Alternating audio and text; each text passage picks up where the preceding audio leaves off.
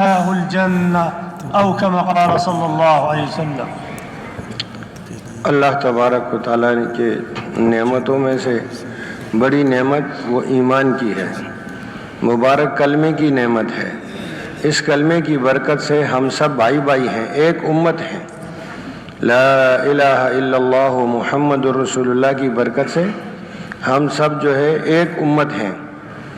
اور مومن جو ہے وہ نیکیوں پر بھرتا نہیں، اس کا پیٹ بھرتا نہیں۔ مومن جو ہے وہ نیکی کر کر مطمئن نہیں ہو جاتا یہاں تک کہ جنت میں داخل ہو جائے۔ نیکی کرتا ہی رہتا ہے اور ہر نیکی سے پورا فائدہ اٹھاتا رہتا ہے یہاں تک کہ وہ جنت میں داخل ہو جاتا ہے۔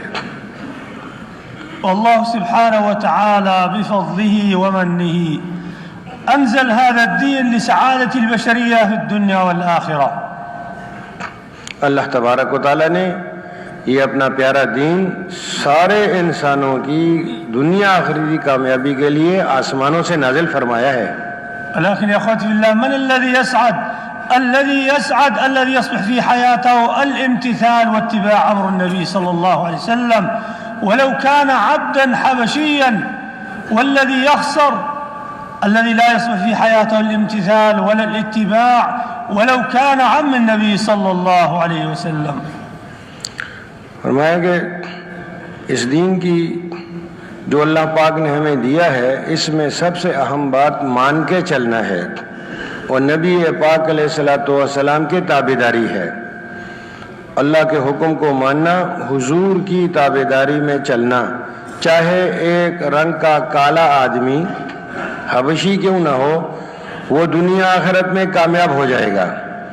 اور اگر وہ مانتا نہیں اور نبی پاک علیہ الصلوۃ والسلام کی اتباع نہیں کرتا، اگرچہ نبی پاک علیہ الصلوۃ والسلام کا چچا ہے لیکن اس کو یہ سعادت حاصل نہیں ہو پاتی۔ کیوں کہ وہ ماننے اور حضور کی اتباع میں آیا نہیں۔ ولهذا يا اخوتي بالله من عدل الله سبحانه وتعالى في هذه الأمة ما جعل مجيء الدين في حياة الأمة المال وليس السيادة وليس الحكومة فقط، هو جهد النبي صلى الله عليه وسلم۔ دین زندگیوں میں آ جائے، ہر فرد بشر کامیاب ہو جائے، اس کے لیے اللہ تبارک و تعالیٰ کی ایک عادت ہے، وہ حکومتوں کے ذریعے سے، مالوں جائیدادوں کے ذریعے سے دین زندگیوں میں نہیں داخل فرماتے، بلکہ وہ نبیوں کی محنت جو دعوت تبلیغ کی محنت ہے اس کے ذریعے سے زندگیوں میں داخل فرماتے ہیں۔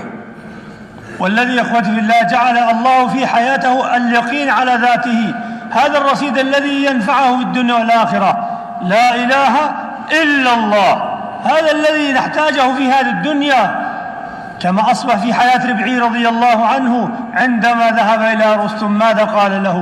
نحن قوم ابتعثنا الله لنخرج العباد من عبادة العباد إلى عبادة رب العباد، ومن جور الأديان إلى عدل الإسلام، ومن ضيق الدنيا إلى سعة الدنيا والآخرة۔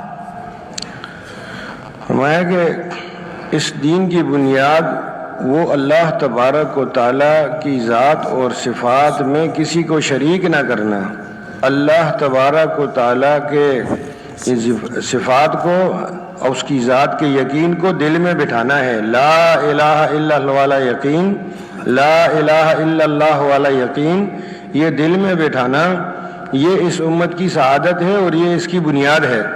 اور اس کا صحابہ کرام کی زندگی میں اور ان کے دین کی محنت میں یہ بات ہمیں نمایاں طور پر نظر آتی ہے۔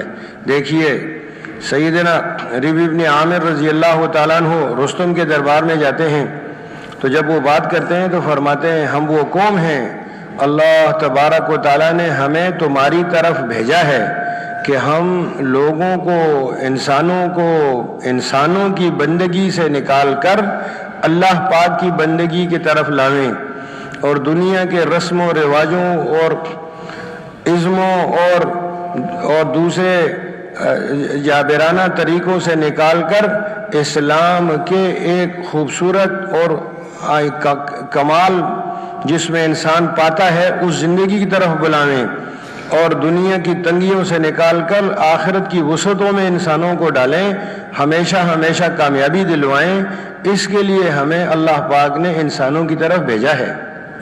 فلهذا إخوتي في الله نخرج في سبيل الله، غايتنا ومقصدنا كيف يتحقق في حياتنا لا إله إلا الله، حتى نذهب للعالم كما ربعي رضي الله عنه ذهب إلى رستم۔ ہمارا کہ زندگیوں میں دین پختہ ہو جائے، پک جائے، کلمہ ہمارا پک جائے، کلمے والا یقین اندر اترے، اس کے لیے جن کاموں میں ہم لگے ہوئے ان سے نکلنا ہوگا، ان سے نکل کر اللہ کے راستے میں اس بول کو بولنا ہوگا، اپنے آپ کو بھی دعوت دینی ہوگی اور انسانیت کے بھی دعوت دینی ہوگی، جیسے کہ سیدنا ربیع بن عامر رضی اللہ تعالیٰ عنہ نے رستم کے دربار میں کر کے دکھایا۔ قوت هذه الأمة وعزت هذه الأمة فقط بلا إله إلا الله، اس امت کی بلندی پستیوں سے نکلنا اور اس امت کی عزت وہ اس لا الہ الا اللہ کے یقین پہ پختہ ہونا اور اس کی طرف انسانیت کو بلانے میں ہے۔ فلهذا إخوتي بالله عندما يذهب أحد السفراء من دولة إلى دولة، عندما ذهب سفير باكستان إلى الأردن ما جمع الحكومة وقال لهم تعالوا يا حكومة ماذا يريد الزوجة، ماذا تأكل، الأولاد ماذا يأكلون، كيف يعيشوا، لأن عنده الثقة الكاملة بالحكومة أنه يطلق جميع متطلبات أولاده وزوجته مقضية، ولكن كيف يأتي في حياة هذا الداعي أنه ثقة بالله أقوى من المخلوق، أن الذي يجعل له القوة هو الله، كما هذا المخلوق في مخلوق عنده الثقة به۔ کہتے ہیں دیکھو اللہ تبارک و تعالیٰ نے ہمیں بھیجا ہے دین اور دین کی محنت دونوں کے لیے، دین بھی زندگیوں میں لانا ہے، دین کی محنت بھی سیکھ کر کرنی ہے اور پورے انسانیت تک جانا ہے، تو اللہ پاک کی پوری مدد ہمارے ساتھ ہے۔ اللہ پاک نے ہمیں جو یہ کام دیا ہے تو اللہ کی پوری مدد، اللہ پاک کی پوری قوت، اللہ پاک کا پورا غیبی نظام ہمارے پیچھے ہماری مدد میں لگا ہوا ہے۔ جیسے ایک سفیر ہوتا ہے کسی ملک کا، اب وہ سفیر جب کسی ملک میں جاتا ہے تو وہ ملک والے یہ نہیں دیکھتے کہ اس کی رنگت کیسی ہے اور اس کا اپنے علاقے میں مقام کیسا ہے اور اس کی بیوی بچے کیسے ہیں، نہیں، وہ دیکھتے ہیں کہ یہ اس ملک کا سفیر ہے، اس کو اس ملک کی پوری طاقت، پوری قوت اس سفیر کے پیچھے سمجھی جاتی ہے۔ تو ایسے ہی جب ہم اس یقین کے ساتھ اللہ کے راستے میں نکلیں گے، دین کی محنت کریں گے، تو اللہ تبارک و تعالیٰ کے غیبی نظام حرکت میں آئے گا، اور اس غیبی نظام کے حرکت میں آنے سے ہمارے کام بنیں گے۔ اللہ پاک کی قوت اور مدد، پوری نصرت ہمارے ساتھ ہے جب ہم کلمے کی محنت پر کھڑے ہوں گے۔ يقول النبي صلى الله عليه وسلم خير ما جئت به أنا والنبيون من قبلي هو لا إله إلا الله۔ پیارے نبی صلی اللہ علیہ وسلم کا فرمان ہے کہ میری دعوت اور سارے نبیوں کی دعوت میں بنیادی چیز جو ہے، جس کا محور اور اس کی بنیاد، وہ ایک اللہ سے ہونے کا یقین ہے، ایک اللہ تبارک و تعالیٰ کی ذات و صفات پر یقین، یہ تمام نبیوں کی محنت کا خلاصہ ہے۔ ويقول النبي صلى الله عليه وسلم من قال لا إله إلا الله مخلصا دخل الجنة، قيل وما خلاصه يا رسول الله، قال أن تحجزه عن محارم الله، أو كما قال صلى الله عليه وسلم۔ نبی پاک علیہ الصلوۃ والسلام کا فرمان ہے کہ کلمے والا کلمے کا ہو جائے تو ضرور جنت میں داخل ہوگا۔ کلمے والا کلمے کا ہو جانا اخلاص کے ساتھ، کلمہ تو اس نے پڑھا ہے، اب وہ کلمے والی جو زندگی ہے، وہ جو کلمے کا مطالبہ ہے وہ اس پر آ جائے تو ضرور جنت میں داخل ہوگا۔ پوچھا جائے یا رسول اللہ صلی اللہ علیہ وسلم کلمے کا ہو جانا، کلمے کا اخلاص کیا ہے؟ تو آپ علیہ الصلوۃ والسلام نے فرمایا کہ جن کاموں سے اللہ پاک نے منع فرمایا ہے اس سے یہ بندہ منع ہو جائے، رک جائے، یعنی اللہ پاک کی اطاعت پر آ جائے، اللہ پاک کی نافرمانی سے بچ جائے، یہ کلمے کا ہو جانا ہے، اور اس آدمی کا جنت میں داخل ہونے کا اللہ پاک کا پکا پورا 100% کا وعدہ ہے کہ ضرور داخل ہوگا۔ فلهذا إخوتي بالله يبين لنا النبي صلى الله عليه وسلم كيف يصبح في حياة هذه الأمة لا إله إلا الله. قال لابد من الجهد على لا إله إلا الله حتى تأتي في حياتنا. قدر ما نتكلم مع الناس بلا إله إلا الله، الله يجعل في قلوبنا لا إله إلا الله. کہتے ہیں جس محنت اور جس مجاہدے، جس قربانی کے ساتھ ہم اس دعوت کو لے کر پھریں گے اور اس کے لیے مارے مارے پھریں گے، اتنا یہ ہمارے اندر اترے گا، ہماری اپنی زندگی بنے گی. جتنی ہم دعوت اس کلمے کو لے کر، اس کے تقاضوں کو لے کر ہم کریا بستی بستی جا کر لوگوں کو دعوت دیں گے، بلائیں گے اللہ کے دین کی طرف، اللہ پاک کے احکامات کی طرف، اتنا ہی ہمارے اپنی زندگیوں میں پختہ ہوتا جائے گا.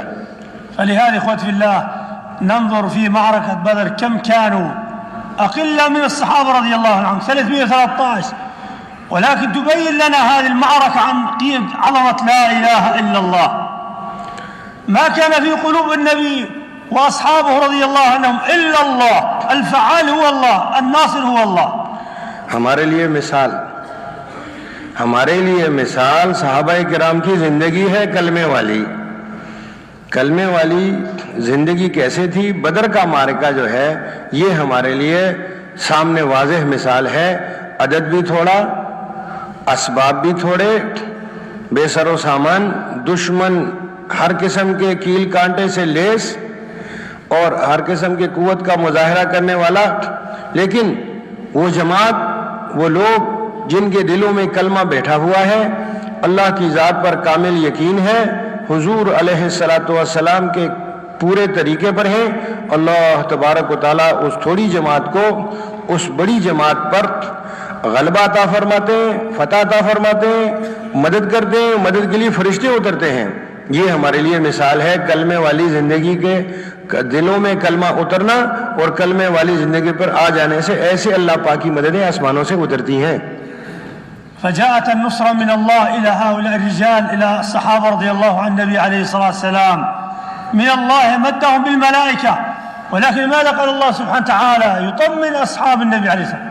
وما النصر إلا من عند الله، ليس من الملائكة، ليس من جبرائيل، ليس من أي ملك، النصر هو من الله. نبی پاک علیہ الصلوۃ والسلام، صحابہ کرام کو اللہ تبارک و تعالیٰ کی طرف سے وہی آتی ہے کہ یہ ظاہر میں اسباب تو فرشتے ہیں، لیکن اللہ پاک نے آپ کی براہ راست مدد فرمائی ہے. جب وہ لوگ اللہ پاک کے کامل یقین پر ہیں، وہ حضرات اور حضور کی کامل اتباع پر ہیں، تو فرمایا کہ میں نے آپ کی براہ راست مدد کی ہے. جی. فلهذا إخوتي بالله كذلك ننظر في أحد كم كان الصحابة رضي الله عنهم، كان النصر إلى أصحاب النبي عليه الصلاة والسلام، ولكن أمر النبي عليه الصلاة والسلام الرماة أن لا ينزلوا عن الجبل على أي حال من الأحوال في النصر أو في الهزيمة، فكان النصر للمسلمين. وما كان من أصحاب النبي الرماة إلا أن نزل جزء منهم أن يجمعوا الغنائم مع إخوانهم، فبسبب مخالفة النبي عليه الصلاة والسلام انظروا ماذا حدث، 70 من الصحابة قتلوا وعلى رأسهم حمزة رضي الله عنه، وشق رباعية النبي عليه الصلاة والسلام، وشيع أنه قتل النبي، وكان يوما عصيبا على المسلمين إن ذيع أن قتل النبي صلى الله عليه وسلم. ایک اور مثال، کلمے والے زندگی سے ہم دور ہوں گے تو کیا ہوگا؟ اللہ پاک کی مدد ہم سے اڑ جائے گی. لا الہ الا اللہ محمد رسول اللہ دونوں کا ہم سے مطالبہ ہے، ہر مسلمان سے. جتنا یہ دور ہوگا اتنا اللہ پاک کی مدد سے دور ہوگا.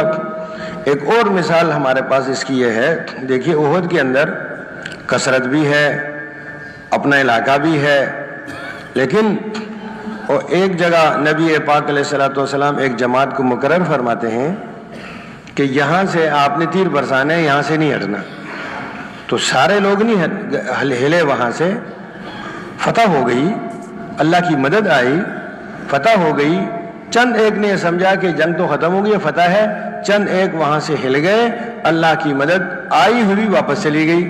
اور پھر اس میں کیا ہوا کہ پیارے پیارے عظیم صحابہ کرام بھی اس میں شہید ہو گئے، اور جو ہے خود نبی پاک علیہ الصلوۃ والسلام کو بھی زخم اٹھانے پڑے، اور آپ پر وہ دن بڑا مشکل سے گزرا۔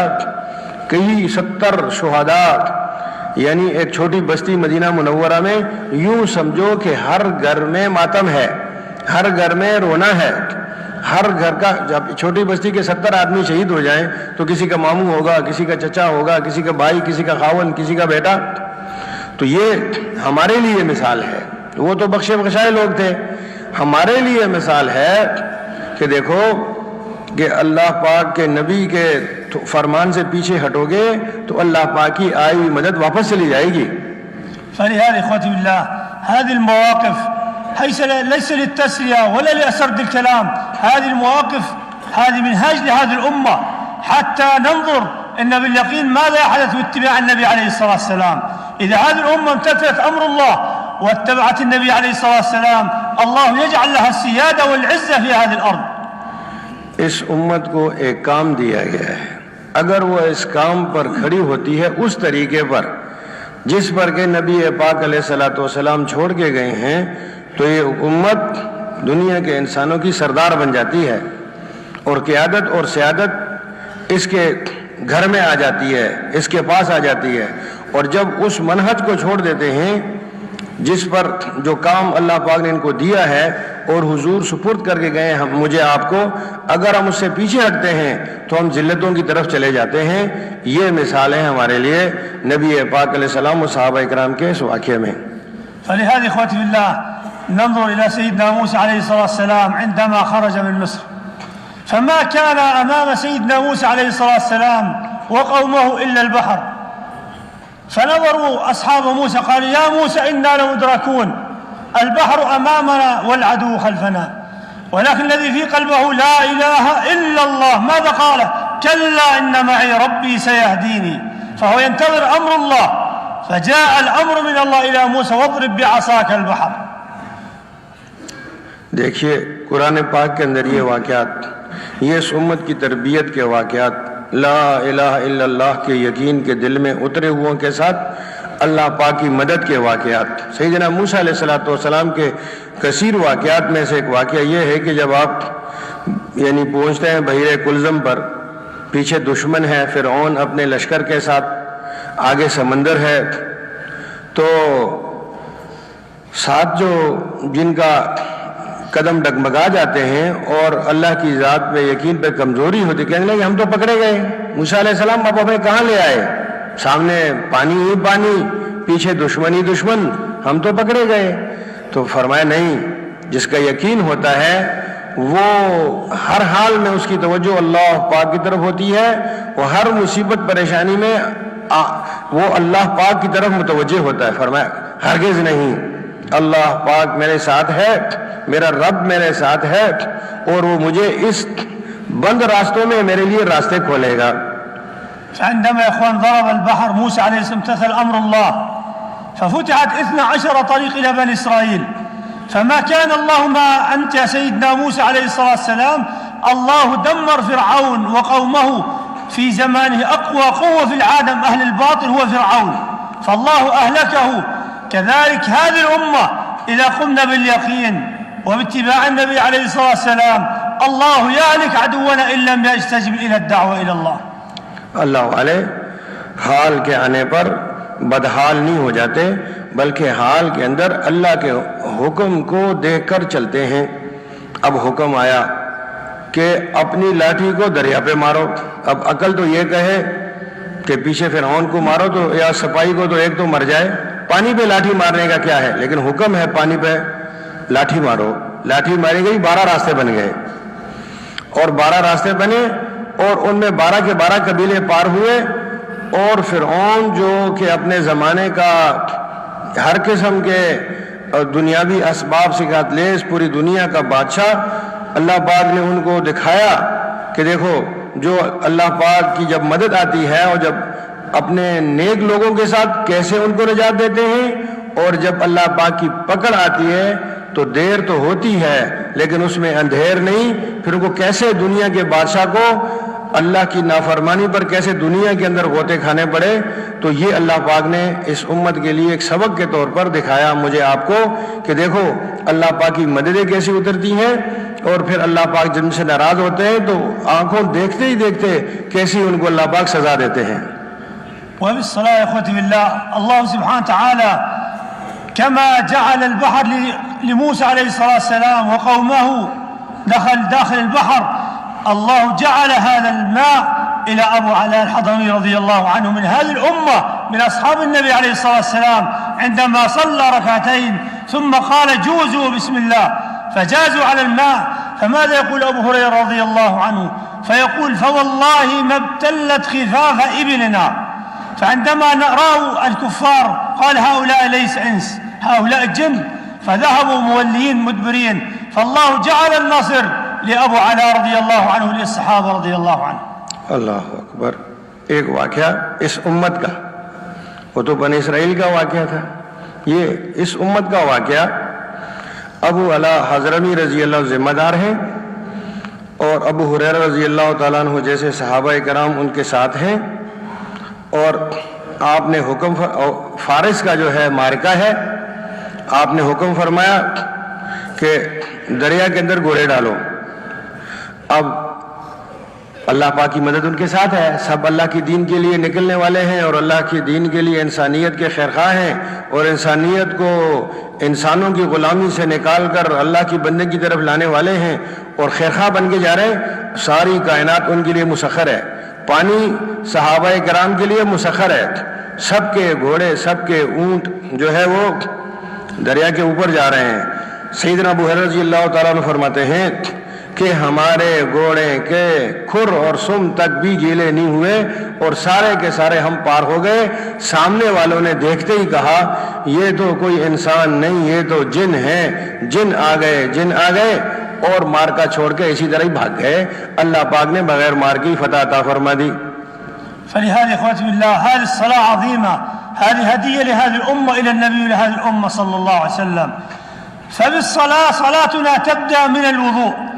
إذا ما أسرفنا، الذي يسرف في وضوءه في الماء يسرف في الصلاة، والذي يسرف في الصلاة يسرف في عبادته، والذي لا يسرف في الوضوء لا يسرف في الصلاة، تصبح صلاته صحيحة ثم تصبح كل حياته إن شاء الله طيب. اللہ اکبر۔ اللہ کی مدد اللہ کے حکموں کے ساتھ ہے، اور اللہ پاک کے حکموں میں سب سے بڑا حکم نماز کا ہے، اور نماز کی چابی وضو ہے۔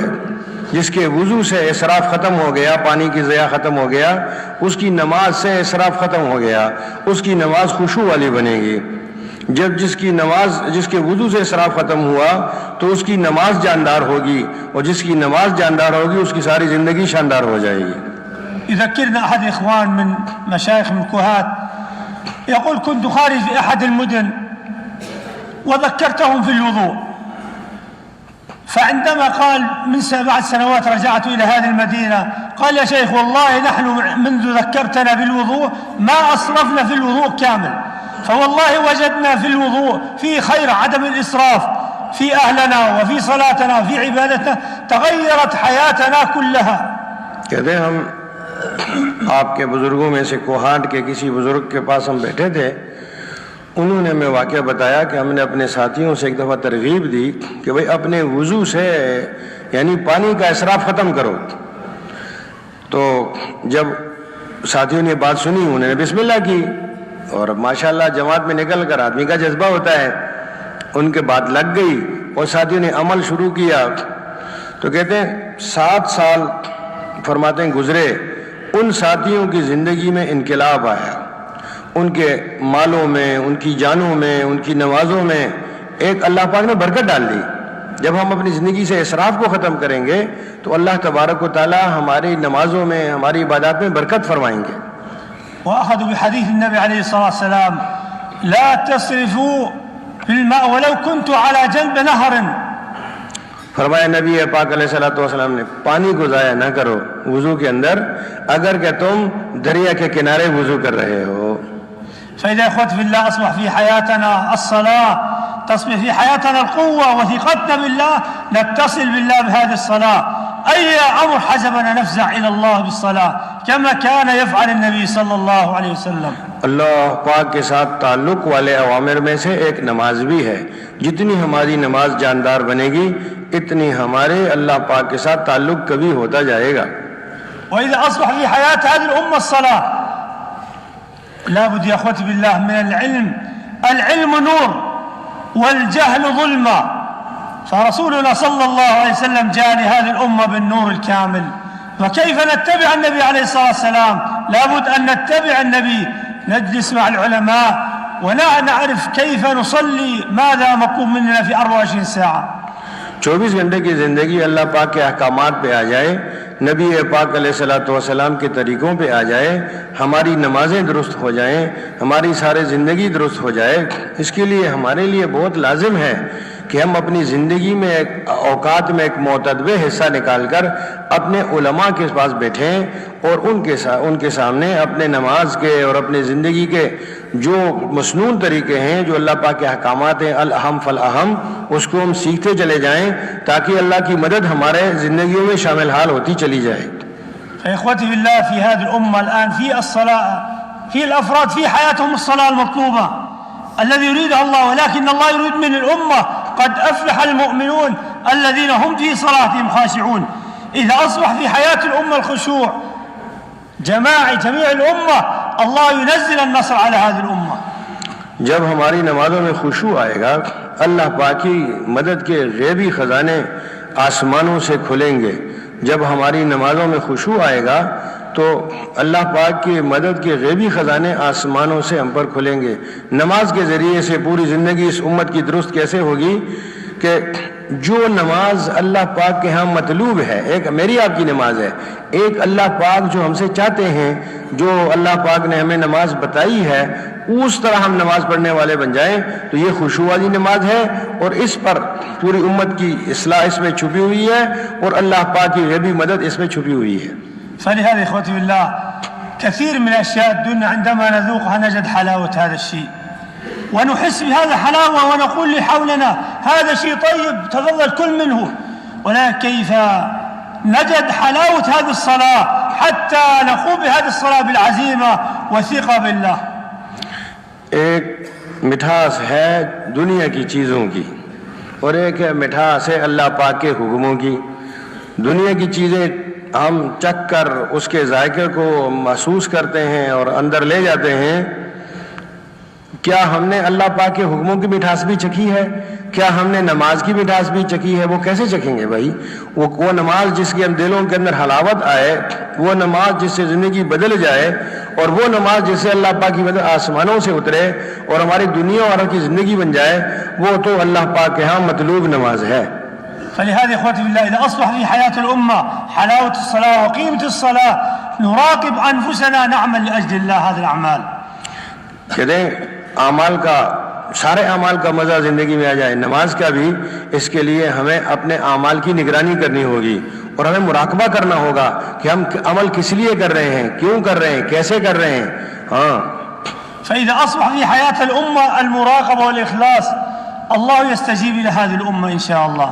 جب یہ مراقبہ آئے گا اور اخلاص آئے گا، اپنے اعمال کی نگرانی اور اللہ کی توجہ حاصل ہوگی اور اللہ کے لیے عمل ہوگا تو اللہ پاک کی مددیں اتریں گی. عند ذلك يصبح همنا هم النبي وحزننا حزن النبي صلى الله عليه وسلم، فكرنا فكر النبي، يصبح في قلوبنا الحرقة والهم على هذا الدين. کہتے ہیں کہ ان ساری باتوں کے ساتھ ساتھ ہمارے دلوں کے اندر وہ غم، وہ فکر جو حضور کی تھی انسانوں کے لے کے آئے، وہ ہمارے زندگی میں اترے. اپنی بھی آخرت بنانے کی، قبر حشر بنانے کی اور پورے انسانیت کی یہ فکر ہمارے اندر اتری ہوئی ہو تو ہمارے اعمال جاندار بنتے جائیں گے. عندما جاءت فاطمة رضي الله عنها إلى النبي عليه الصلاة والسلام وثوبه مشمر وحاله حزين، فعندما قدمت له الماء ثم شرب فنظرت له وتبكي، لماذا هذا حالك يا رسول الله؟ فماذا يرد عليها النبي عليه الصلاة والسلام؟ فوالله يا فاطمة لا يهدى لأبيك بال حتى يبلغ هذا الدين إلى كل بيت على وجه الأرض فمنهم شقي ومنهم سعيد. اللہ اکبر. نبی پاک علیہ الصلوۃ والسلام دین کی محنت میں کڑتے تھے، پھرتے تھے، ایک ایک کو دعوت دیتے تھے، اور جو ہے ہر موسم میں، گرمی کے موسم میں، سردی کے موسم میں آپ کے واقعات میں سے ایک واقعہ ہے کہ آپ سخت موسم گرمی کے موسم میں جو ہے وہ حج کے موسم میں دعوت دے کے واپس آ رہے ہیں۔